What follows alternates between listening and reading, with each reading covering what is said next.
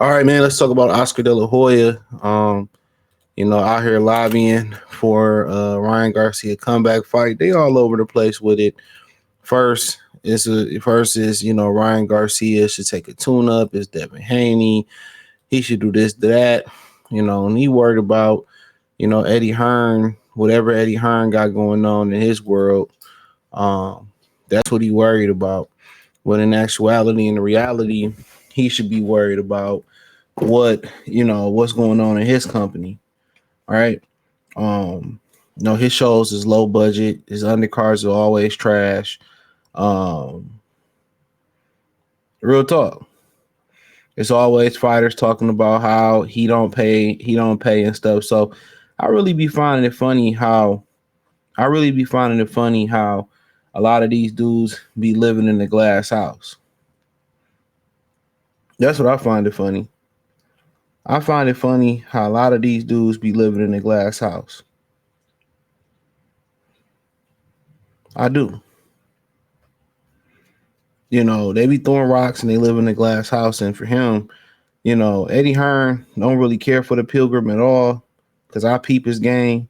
He using American fighters to get to where he got to get to, but and then he turning around and giving all his British fighters the big opportunities, and they never giving no American fighters no big opportunities. Yeah, every now and again you'll get the Danny Jacobs get the Canelo Alvarez fight or something like that. You know what I'm saying? So like I said before, and I continue to say it, and we was talking about Kid Austin or whatever.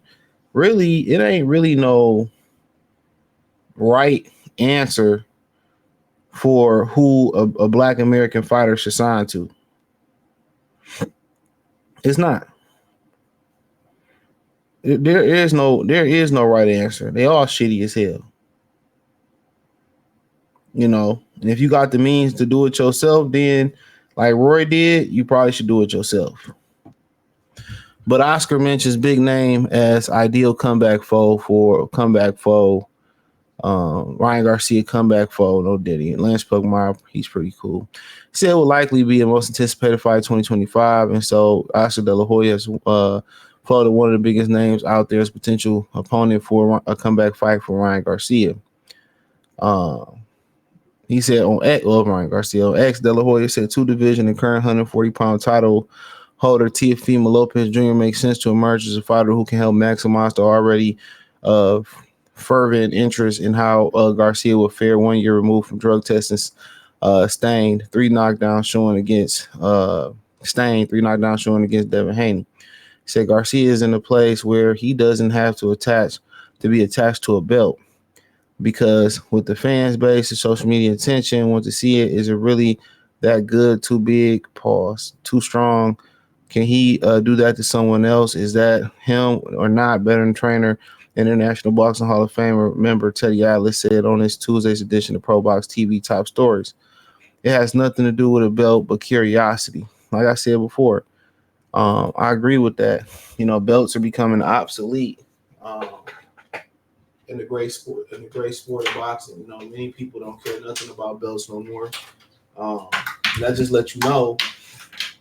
Two, one, there's too many belts, and two, boxing is just casual. It's just been spoiled by casuals and people who don't know what they talking about. But at the same time, like I said before, one of my videos, I don't know, y'all might see it today, tomorrow. I continue to say before, you gotta remember, a lot of the talking points come from the promoters to the managers, from the fighters, to avoid some potential ass whoopings. That's just what it boiled down to. That's where a lot of these internet topics in general is coming from. So, um, and you got to remember, Teofimo Lopez was the first guy. He was the first guy. He was in negotiations to fight Ryan Garcia before before Devin Haney was. He said the money was funny. So, at the end of the day, Teofimo Lopez could have fought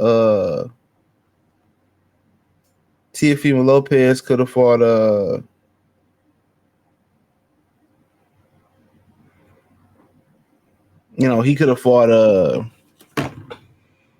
Ryan Norman. You know, he could have fought, you know, Devin Haney. He got an offer. So he really ain't trying to fight nobody, man. Like, you know, they can say, oh, we want to fight T.O. Y'all tried to fight T.O. and he said the money was funny. That's how Devin got the fight. That's how Devin got the fight. So, I mean, for an Oscar, he just throwing names out there. You know, and then you don't want to pay nobody. You know, and that's another thing. You don't want to pay nobody. And then when you don't want to pay nobody, you know, you end up with situations like this.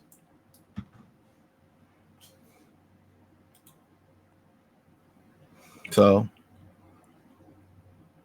he had Teofimo due for a big prize, and both of these guys are very marketable. Bradley said, you know, whatever. I don't care. Fuck what Tim Bradley said. He can eat a dick sideways. So I mean, they just throwing testers out there, fillers out there. That's exactly what they doing. They throwing fillers out there. That's exactly what they doing. They throwing fillers out there, trying to find what stick. Trying to find an opponent. He coming back versus, I guarantee you, he coming back versus a guy who's fairly unknown or don't nobody want to see him fight or a little known guy. That's what's gonna happen.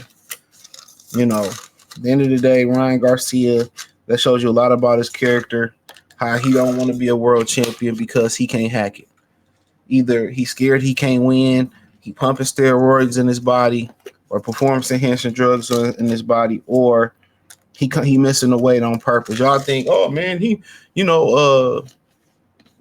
just couldn't make the weight because he didn't train. You out your rabbit ass mind. What look like me not training and then doing roids? This dude is lazy. He's a fucking joke. I keep telling y'all that. He a joke. He don't care shit about the sport. You know. And fighters can ostracize other fighters if they want to, but they choose not to. All these fighters care about is money, money, money. And at the end of the day, most of these motherfuckers gonna die broke. That's what history tells us. They not making no money that boxing ain't seen, especially when you add in inflation. They not making no money that people ain't seen. Like I said, Sugar Ray Leonard was getting $10 million to fight on regular NBC. Come on, they ain't getting no money that inflation ain't gonna eat up. Most of these niggas gonna go down broke. These niggas ain't rich nor famous. I keep telling y'all that. Boxing got the same system. Boxing got the same system that they possess the same system that that Hollywood possess and what they do in regular world. They have a system that's designed to keep their people broke. Taxes, promotional fees, manager fees, got another manager, trainers. Some of these motherfuckers getting some of their signing bonuses recouped. Some of their signing bonuses ain't even enough to buy a house. So, if they do the fight, it's a good fight. And I don't think Teofimo Lopez is a bad opponent because you don't know what you're going to get from him. You don't know what you're going to get from him. You don't know if you're going to get a great performance from him. You don't know if you're going to get a so-so performance from him. He can just go out there and implode. He can go out there and implode.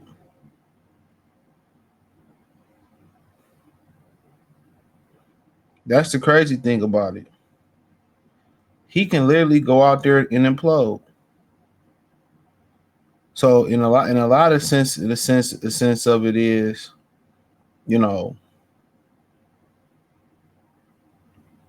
it's actually a good opponent because he can lose. Now, my thing on Teofimo Lopez and the things, what I would say to him, I think, Ryan Garcia should get into testing now.